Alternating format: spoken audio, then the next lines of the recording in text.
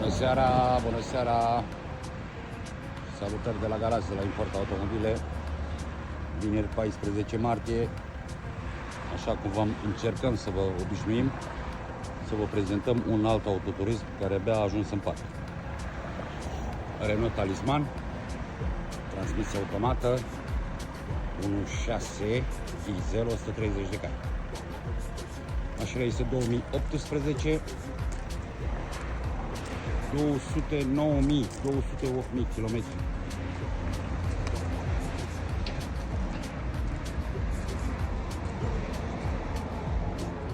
Senzor de parcare, cameră mașalier, asistență la unghi mort.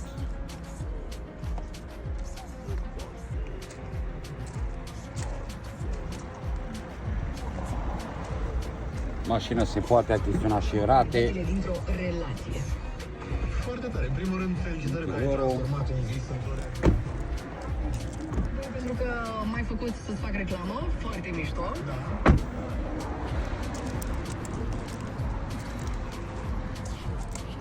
Ne găsiți și pe site importautomobile.ro, Facebook, Instagram, YouTube.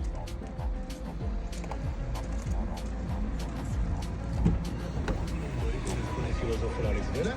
Și atunci, coroborând acești factori, Iată, oameni buni, ce concluzie.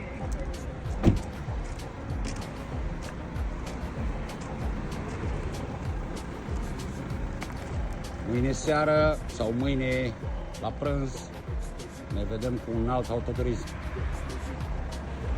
Salutări de la Galați, de la Import Automobile. O vineri plăcută și weekend plăcut vă dorim.